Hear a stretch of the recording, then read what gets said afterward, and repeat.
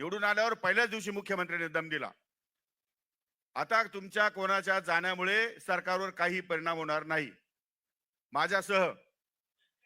त्यामुळे जास्त मस्ती कराल तर घरी जाल. डिपार्टमेंटचं काम शिस्तीत लागलं पाहिजे. 100 दिवसाचा कार्यक्रम दिला. आमचे पीएस आणि ओएसडी सुद्धा मुख्यमंत्री ठरवतात, हे पण सांगतो तुम्हाला. आमच्या पण हातात काय राहिलं नाही. त्यामुळे आम्हाला तर नीट काम करावंच लागेल.